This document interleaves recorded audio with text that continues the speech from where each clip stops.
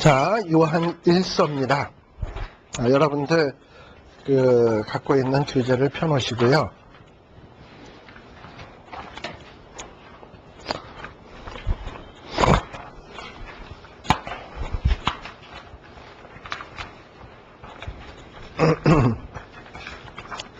이 신약성경을 제일 많이 기록한 사람이 누굽니까? 사도 바울. 그 다음에 많이 기록한 사람이 있다면 누굴까요? 지금 요한일서니까 요한. 자, 그러면 요한이 쓴 게 뭐가 있습니까? 요한복음. 요한복음도 꽤 분량이 꽤 되죠. 그 다음에 요한일서, 요한이서, 3서, 또 요한계시록. 그러니까 신약성경에 바울과 양대산맥을 이루라 그러면은 끼일 수 있는 사람이 요한이에요. 그러니까 대단히 많은 부분을 쓴 사람이에요. 그 다음에 신약성경에서 많이 쓴 사람이 있다면 또 누가 있을까요? 누구일까요? 누구니까? 누가죠? 누가. 뭐가 있죠? 사도행전, 누가복음. 그래서 대충 여러분들이 신약성경을 이렇게 좀 많이 쓴 사람들이 누군가 이렇게 생각을 해보면, 아하, 이 요한이라고 하는 분이 이게 보통 분이 아니구나.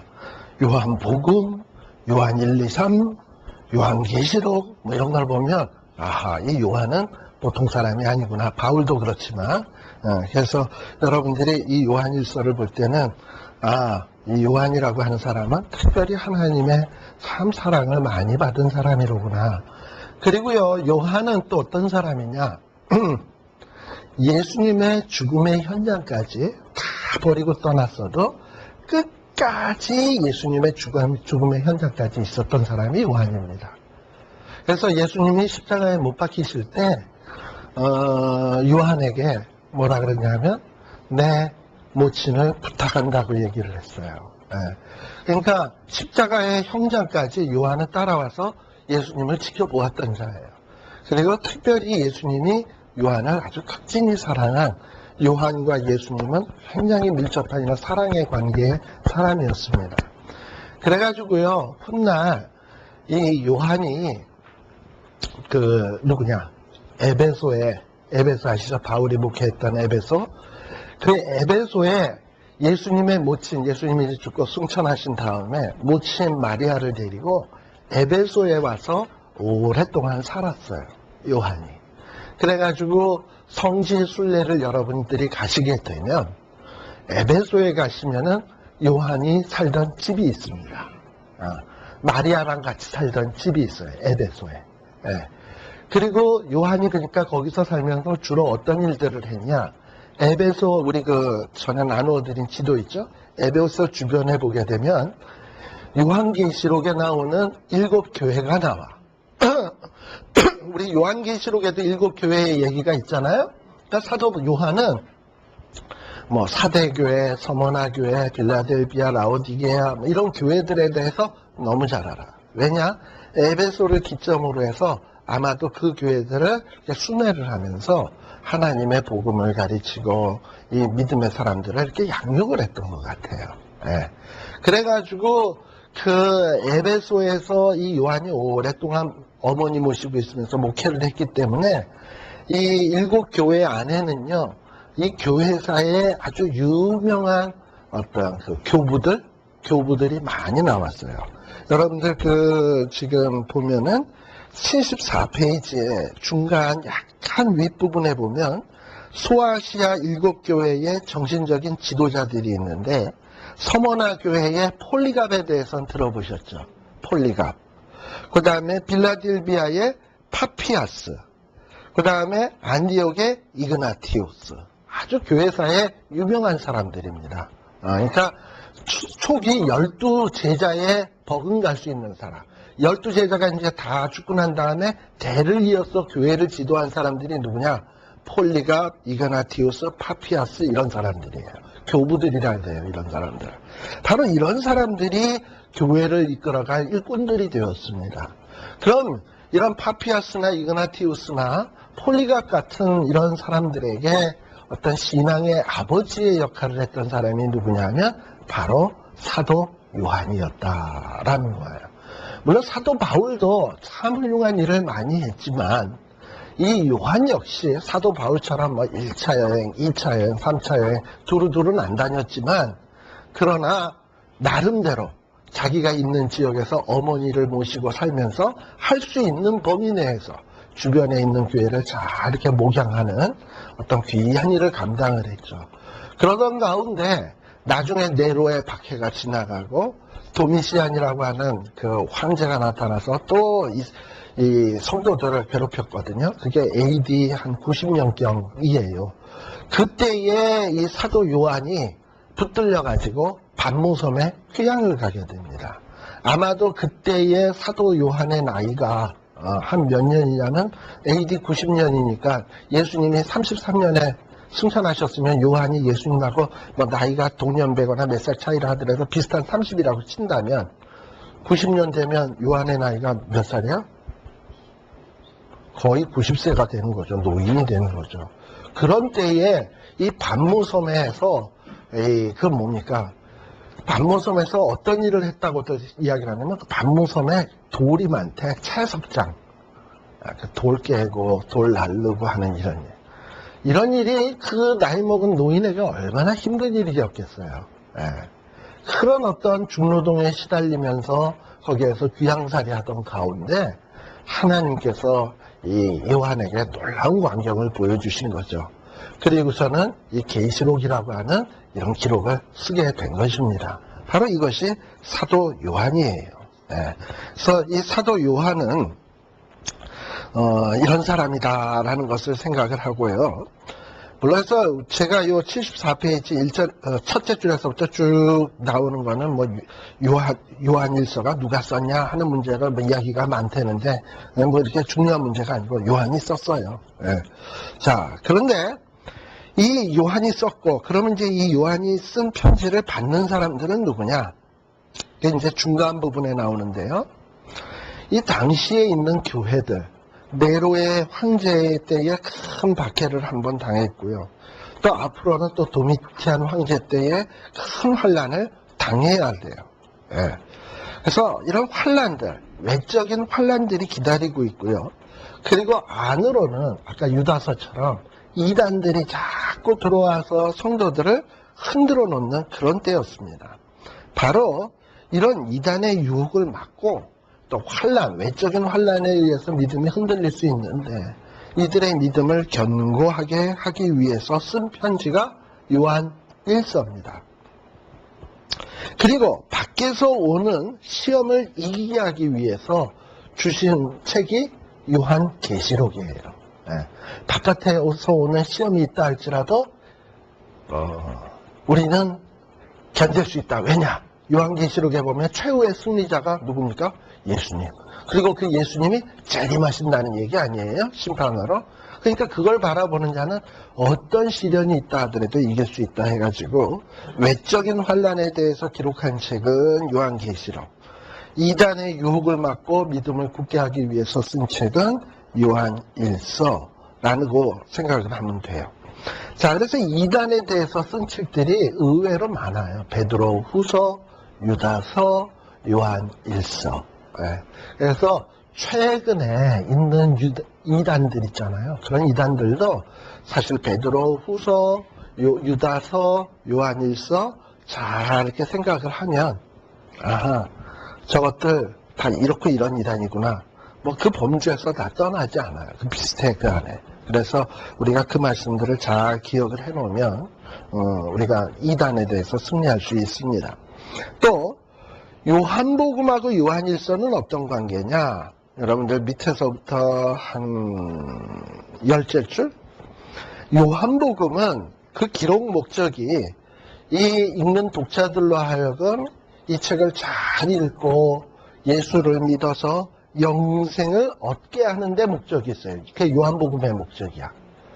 반면에 요한 1서의 목적은 뭐냐 하면 이미 예수를 믿은 사람들 있잖아요. 예수를 믿은 사람들에게 이제 예수를 믿고 영생을 얻으려는 데 있는 게 아니라 이미 이제 너희들에게 영생이 확실히 있다. 의심하지 마라.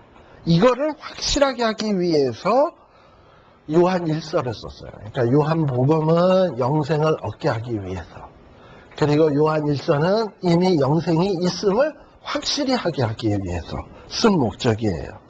자, 그러면 예수 믿는 우리에게 확실한 것이 있는데 그게 뭡니까? 영생. 예수 믿으면 영생을 얻는다. 요한복음. 그리고 예수 믿는 자에게는 영생이 확실히 있다. 요한일서. 이 얘기예요. 그리고 이 요한복음 안에는 여러 번 반복돼서 나오는 말들이 있는데 빛, 진리, 사랑, 의 뭐 이런 말들, 그리고 안다는 말 뭐 이런 말들이 많이 기록되어 있어요. 근데 이런 것들은 다분히 이 요한이 요한일서를 기록할 때의 그 노스틱 이단, 아까 나왔잖아요. 유다서에 쓸 때도 그렇고. 그러니까 이 노스틱 이단이라는 거는 굉장히 초대교회에 위협이 많이 됐던 것 같아. 어떤 예수 그리스도에 대한 것을 부정하는 자들.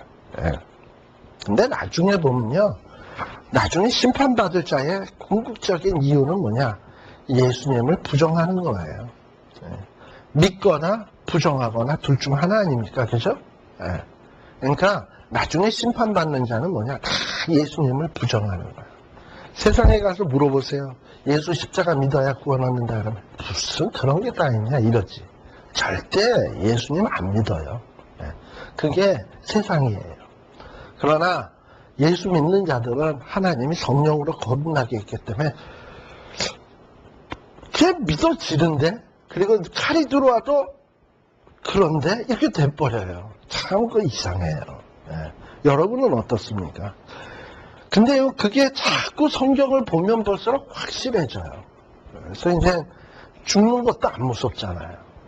어제는 제 처랑 그런 얘기를 했어요.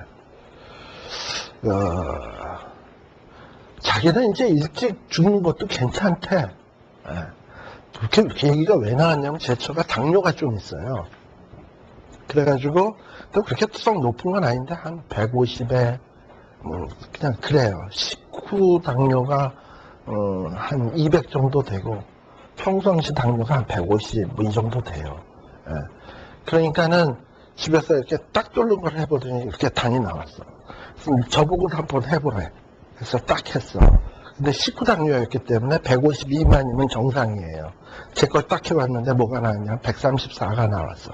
자기는 높고 나는 낮고 이러니까는 이제 하는 얘기가 오래 살아도 자기는 일찍 죽어도 괜찮대. 그래서 그건 나도 괜찮아. 그래서 진짜 괜찮아? 이래서 아니 예수 믿는 사람이 천국이 더 좋은 것이라며. 근데 뭐 일찍 간다는데 싫어할 이유가 없잖아 내가 이랬지. 그랬더니 그것도 그렇네. 뭐 이렇게 얘기를 하더라고요. 아니 사실 그렇지 않습니까? 뭐 천국 좋은 곳인데 일찍 가면 좋지 뭘. 근데 왜 안 가려고 바득바득 거리겠냐 이 말이죠. 그래서 사실 우리가 예수님을 확실히 믿는다는 게 참 복인 것 같아요. 죽음도 안 무서워 솔직히. 죽음도 안 무섭고. 근데 옛날엔 그 생각을 좀 했어요. 죽는 건 안 무서운데 고문하는 거 그거 무서울 것 같아. 예수 믿을래 안 믿을래 막 이러면서 막 전기로 지지고 물속에다 집어넣고 이거는 힘들 것 같아. 근데 탁 죽이는 거는 아주 그냥 신나게 갈 수 있을 것 같은데 그냥 매로 때리고 계속 두들기고 뭐 애써 안 믿는다는 고백 나올 때까지 잠 안 재우고 뭐 이러면은 그건 좀 힘들 것 같은 생각도 하긴 했는데, 그렇지만 그때 되면 이런 거 보여주시겠죠. 하나님이 현재 당하는 고난은 창차올 영광과 좋게 비교할 수 없도다 하는 걸 보여주시겠죠. 아까 제가 얘기를 했지만 요한이 그런 걸 많이 본 것 같아요. 요한 계시록을 쓸 때 참 어려운 상황이었는데 하늘 문이 열리면서 보호자 같으신 이가 하얀 영광의 주님이 나타나서 입에 검 같은 것이 나오면서 어떤 그 위험 있는 모습으로 딱 나타나시잖아요. 그런 걸 봤을 때 세상에 칼 들고 자기를 위협하고 하는 족속들 뒤에 예수님이 그런 예수님이 다 계신 걸 보면 웃기지 뭐. 뭐 설사 나를 조금 때리는 것 같아도 그냥 웃기죠. 그죠? 그리고 그런 모습들이 사실 성경에 보면 누구야? 스데반 집사님 같은 경우도 그래요. 여러분들 생각해보세요. 이따만한 장돌이 그냥 그 돌에 맞아서 요만한 자갈 같은 거 던지고 톡톡 무슨 연못가에 돌 던지듯이 돌아가지고 사람이 죽어요. 사람이 이게 의외로 강해요. 특히요 이 해골이요. 이거 굉장히 튼튼합니다. 그러니까 이거 웬만한 센 걸로 던져서는 사람 잘 안 죽어요. 그런데 그렇게 던져가지고 의도 터지면서 피를 출출출출 흘리는데 그 얼굴은 뭐 같았다? 천사와 같았다. 왜 그랬을까? 제가 가만 한 번이 그 성경에 보면 예수님이 보좌 위에 서서 스데반 집사님을 더 내려다보고 계셨거든. 스데반도 그게 보이는 거거든. 돌이 안 보이고 예수님이 보이니까 짱떨이 날라와도 이길 수가 있는 거야. 그 얼굴이 천사 같을 수 있는 거야. 일그러지면 마귀의 얼굴이고 찌그러진 얼굴일 텐데 성경은 천사의 얼굴과 같다 그랬거든요. 그러니까 서로 우리는 그러니까 확실한 게 뭐냐면 죽어도 좋은 것이다. 믿습니까? 죽어도 좋아요. 그죠? 죽어도 좋은 것이고. 근데 이제 뭐가 무섭냐면 죽기 전까지의 과정이 무섭죠? 근데 예수 믿는 자에게는 죽기 전까지 만일에 고문당하다 죽는다. 그 과정 속에서 분명히 하나님이 이길 수 있는 힘 주실 거야. 내가 고문당할 때 하늘에서 예수님이 그냥 정말 화장실 가고 싶어서 왔다 갔다 하듯이 안절부절하면서 나를 지켜보면서 어떻게 너 힘내라 힘 이러고서는 이러는 게 내 눈에 보일 것 같아. 그러는 순간 내 고통당하는 게 아무렇지도 않을 것 같아. 그렇지 않습니까? 그런 걸 생각을 하면 우리는 사실 어떤 고통이 있어도 어떤 괴로움이 있어도 예수로 말미암아서 내가 구원 얻는다. 그러면 다 이길 수 있잖아요. 예. 이렇게 참 말은 또 폭나게 해놓고서 진짜 당하면 못 달라. 그러면 안 되지. 그죠? 근데 그런 어떤 우리가 이 복음, 은혜, 이런 걸 받은 사람들이에요. 그래서 이 요한도 아마 처음에 예수님 따라다닐 때는 철없는 자들 아니었습니까? 요한의 별명이 뭐죠? 보아너게. 기억나시죠? 우레의 아들. 참 성질 더러운 친구가 요한이었습니다. 길 가다 사마리아 지역에서 뭐 예수님에 대해서 영접치 않으니까 하나님, 예수님 그냥 우레를 내려서 번개를 쳐서 다 이렇게 불고기를 만들어 버리시죠. 이렇게까지 과격했던 인물인데요. 뭔가 예수님을 따라다니면서 변화되고 마지막에 십자가 위에서 아마 제가 볼 때는 요한에게 가장 충격적인 것은 이런 거였을 것 같아요. 예수님의 십자가의 현장을 다 본 사람이잖아요. 가상실험 다 들었을 거 아니에요.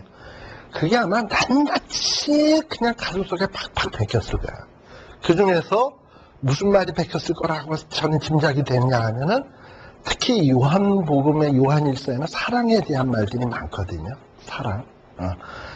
이 사랑에 대한 예수님의 말들, 특별히 자기를 조롱하고 멸시하는 자들을 위해서 저주하지 아니하시고 저들을 용서해달라고 기도하시는 예수님의 모습, 그리고 저들이 하는 일을 알지 못하나이다 하고선 그들을 위해서 기도하시는 예수님의 모습, 그리고 끝까지 자기 모친을 사랑을 해서 그 어머니를 자기에게 부탁하는 부모님에 대한 사랑의 예수님의 모습, 이런 것들이 요한의 가슴 속에 팍 베끼면서 이전에 자기가 사랑하지 못했던 것, 조금만 자기를 불편하게 해도 벼락 맞을 놈들하고 이랬던 거, 이런 것들이 얼마나 이게 깎이고 깎여져 가지고 나중에 정말 사랑의 사도가 된 거거든요. 그게 그런 사랑의 사도의 모습이 바로 이 요한일서 속에 아주 절절히 나타나고 있습니다. 근데 특별히 그 중에서 이 요한일서를 쓰는데 메인 포인트는 뭐냐? 이 노스틱 이단에 대한 얘기들이 참 많이 기록되어 있어요. 75페이지에 보면 노스틱 이단이 뭔지 좀 이렇게 되어 있는데요. 아까 제가 좀 이야기를 했습니다만 영육의 세계를 나누어서 육의 세계는 악한 것, 더러운 것, 그리고 영의 세계는 거룩한 것, 이렇게 주장하는 사람들이 노스틱 이단입니다. 결국은 예수님이 육신을 입고 올 수 없다. 그러나 아까 우리 히브리서 기억나시죠? 예수님이 우리 형제처럼 육신을 입고 이 땅 위에 인간으로 오심이 뭐하도다? 마땅하도다. 기억나시죠? 그런데 성경에서는 그렇게 얘기하는데 이 사람들은 그게 마땅치 않도다라고 얘기하는 거잖아. 예수님이 육체를 입고 이 땅에 오시는 것이 마땅치 않도다라고 얘기를 하는 거잖아요. 네, 바로 이것이 노스틱 이단이에요. 그리고요, 이들은 예수님에 대해서 아는 거에 대해서 어떻게 이야기를 하냐 하면은 그 중간 부분에 보면 빛과 어두움에 대해서도 많이 이야기를 하는데요. 하나님을 노스틱 이단도 빛이라고 믿었어요. 그런데 이 세상은 대신에 암흑이다 라고 이렇게 믿었어요. 그리고 세상은 어떤 흑암이고 악한 것처럼 이렇게 믿었어요. 예. 그리고 하나님을 아는 거는 어떤 걸 아는 것이라 그러냐면 지식적으로 아는 거, 그리고 신비적인 체험으로 경험하는 거. 근데 오늘날 많은 성도들도 하나님 아는 것을 이런 식으로 생각을 해요.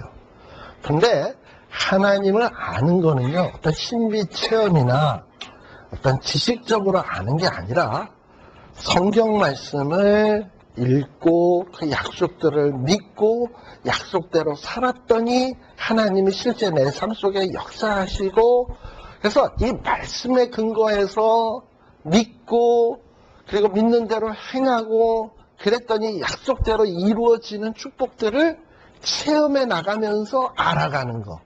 이게 하나님을 알아가는 거예요. 그냥 지식으로 아는 게 아니고 어느 날 신비체험을 탁 하면서 내가 이제 주를 알았나이다 하는 게 아니라 성경 말씀에 뭐시나 이렇게 써놨잖아요. 그럼 그대로 한번 해봐. 했더니 하나님이 진짜 이루어줘. 그랬더니 하나님은 뻥 안 치네. 확신 얻었어요. 그리고 또 다른 말씀대로 또 살았어. 그랬더니 진짜 하나님이 그렇게 해주시네. 하나님이 좋은 것만 주신다는데 내가 이전에는 어떤 일을 기도를 했는데 뒤집다 힘든 일만 생겼는데 나중에 지나보니까 그 힘든 일이 결과적으로는 좋은 일이 됐네. 하나님은 역시 모든 일을 합력하여 선을 이루시는구나. 이렇게 차곡차곡 시간 속에서 내가 사는 삶의 공간 속에서 하나씩 약속에 대한 하나님을 체험해가는 거예요. 그리고 이렇게 알아가는 거예요. 이게 아는 건데 이런 노스틱 이단들은 어떤 지적인 거, 경험적인 체험, 신비적인 체험, 어떤 이런 것을 마치 하나님 아는 것으로 생각을 했어요. 근데 이런 이단들이 요즘 참 많아요. 예를 들면 어떤 경우냐 하면 방언해봤어? 뭐 이런 식으로 방언했으면 구원에 대해서 말을 하지 마세요. 뭐 이런 식으로 얘기를 한단 말이죠. 방언 없는 사람은 구원 못 받은 것처럼. 어떤 신비한 체험 해봤어? 안 했으면은 그 구원 안 받은 것처럼. 물론 그런 것들이 하나님이 주시는 은사임에는 틀림이 없는데 그것 가지고 구원 얻는 거 아니에요. 방언한다고 신비 어떤 체험했다고 복음 속에서 뭘 봤다고 구원 얻는 거 아니에요. 성경은 믿음은 보이지 않는 것들의 증거요, 바라는 것들의 실상이야. 그러니까 우리 눈에 안 보여도 믿는 거고 아직 이루어지지 않았어도 바라고 그 실상으로 받아들이는 거예요. 근데 그게 다 지금은 보이지 않지만 언젠가는 보여질 거고 바랬던 것이 이루어지지는 않았지만 언젠가는 이루어질 거거든요. 그게 꼭 천국 가서만 이루어지는 게 아니더라니까. 내가 약속을 믿었더니 내 삶의 세상 속의 삶 속에서 언젠가는 일단 맛배기로 하나님이 이루어 주시더라니까요. 내가 바랬던 것을 실상으로 이루어 주시더라니까요. 이런 식으로 앞으로 또 이루어지겠구나. 하나님은 이런 식으로 약속 지키듯이 또 지켜주시겠구나. 이렇게 확실하게 예수님에 대해서 알아가는 것. 이게 아는 거예요. 이런 알미 없이는 안 된다 이 말입니다. 근데 노스틱 이단들은 벌써 이상하게 이야기를 합니다. 그러니까 성경에서는 뭐라고 얘기하냐? 참 빛이 누구냐? 예수님이다 라고 얘기를 해요. 예수님이 어둠이 지나가고 참빛이 벌써 빛이니라. 이 참빛이 누구냐? 예수님이에요. 이 예수님은 약속대로 오셨고요. 그리고 약속대로 죽으셨고요. 그리고 말씀하신 대로 약속한 대로 승천하셨고요. 약속하신 대로 다시 오실 분이에요. 따라서 그 약속을 믿는 자에게는 예수님을 통해서 약속된 축복들이 다 주어지게 돼 있어요. 바로 그걸 아는 게 빛을 아는 거야. 빛이 왔고 그리고 그 약속을 믿는 자가 예수님의 빛 안에 예수님과 한 몸 안에 들어가는 거예요. 그러니까 우리가 빛의 자녀가 되는 거예요. 자, 그러면 그 요한이 가리키는 세상은 뭐냐? 요한이 말하는 세상은요, 어떤 피조 물질적인 세계를 얘기하는 게 아니라 하나님과 원수된 것. 76페이지. 하나님을 반역하는 것. 또 세상의 악한 풍습. 이런 것들이 이 세상이라고 일컬어지는 것들이에요. 그러니까 이 세상에 이 세상의 사람, 건물, 피조 세계 이런 게 아니라 이 하나님과 반대되는 세상의 개념은 이 하나님의 뜻과는 전혀 다른 어떤 이런 것, 하나님이 싫어하는 것, 하나님과 반역하는 것, 세상의 악한 풍습 이런 것들을 이 요한은 세상이라고 이야기를 합니다. 자, 그래서 이런 문제들을 요한일서에서 다 다루고 있는데요. 요한일서의 내용은 두 개의 큰 주제로 나누어집니다. 그 키포인트가 하나는 요한일서 1장 5절, 그리고 하나는 요한일서 4장 16절로 나누어지는데요. 첫 번째 주요 내용은 뭐냐면 하나님이 빛이다. 빛이다. 또 하나는 하나님은 사랑이다 라는 거예요. 그래서 빛인 하나님의 자녀들은, 빛이신 하나님의 자녀들은 빛 가운데서 살아야 된다라는 내용을 쭉 얘기하는데, 빛 가운데서 사는 게 뭐냐? 그런 내용들. 또 사랑 안에서 산다는 게 뭐냐? 하는 내용들. 이런 내용들을 요한일서 속에서 쭉 설명을 해가고 있습니다. 그래서 이런 부분에 대해서는 우리 다음 시간에 요한일서의 내용들을 쭉 이야기할게요. 그래서 요한일서가 빠르면 요한 3서까지 가겠습니다. 그렇게 해서 그렇게 끝나면 다음 주 요한 한 3서까지 가고, 그리고 그 다음 주일에는 이제 요한계시록 하는데, 계시록은 저는 그렇게 오래 안 할 거예요. 그래서 제가 계시록은 오래 안 하지만 여러분들이 좀 궁금해 여기는 그 계시록에 대한 내용들 있잖아요. 그래서 이런 거를 뭘 어떻게 하는 게 좋을까 싶어가지고 제가 계시록에 대해서 지금 동영상 제1강을 올렸습니다. 근데 그건 제가 한 게 아니라 저랑 같이 JSTV에서 이 방송 강의하시는 분이 있거든요. 고원영 목사님이라고, 이분은 장신 졸업하신 분이고 플로에서 선교학으로 공부하신 분이고, 그런데 이분이 특별히 연세는 많은 분이에요. 거의 리타이어 하신 목사님인데 요한계시록에 대해서 좀 조예가 깊으세요. 그런데 좀 요한계시록을 이상하게 푸는 사람이 많은데, 이분은 나름대로 성경과 또 어떤 이분은 중동 지역에 대한 이 신문 기사 같은 거 스크랩을 참 많이 해. 그래서 그런 것과 관련을 지어가지고요, 이렇게 이제 성경을 풀어가시는데, 썩 다 제 마음에 드는 것은 아니지만, 그러나 비교적 다른 분들에 비해서 요한계시록을 좀 건전하게 얘기하시는 것 같아서 일단 서론 제1강에 대해서 올려놨습니다. 그러니까 여러분들이 들어가셔서 거기 제가 링크를 올려놨거든요. 딱 누르시면 화면에, 동영상 화면이 잘 뜰 거예요. 그거는 끊김이 없이 잘 나옵니다. 아주 퀄리티도 거의 TV 수준으로 잘 나오게 돼 있어요. 왜냐하면 방송국에서 직접 저장해 놓은 거니까. 그러니까 잘 나오게 돼 있어요. 그래서 한번 여러분들이 보시고, 그리고 제가 시간 되는 대로 계속해서 2강, 3강, 4강 그런 것도 계속 올리고요. 그리고 이제 다 다음 주 되면 제가 또 요한계시록 하는 거를 또 하고, 그렇게 해서 올리면 신약이 다 올라갈 것 같습니다. 자, 기도하겠습니다. 하나님 아버지, 참으로 시계는 찌각찌각하고 우리 주님 오실 날도 점점 가까워지고 있습니다. 또 우리 인생의 종말의 날도 조금씩 가까워지고 있는데, 하나님 아버지, 겁먹지 말게 하여 주시고 두려워하지 말게 하여 주시옵소서. 우리가 언제 죽든 우리의 운명은 천국 가게 돼 있고 주님의 영원한 나라에 들어가서 영원히 주님을 찬양하며 살도록 되어 있습니다. 이 사실에 흔들림이 없는 자 되게 하여 주시고 담대하게 이 땅을 승리하며 살아가는 저희들이 되게 하여 주시옵소서.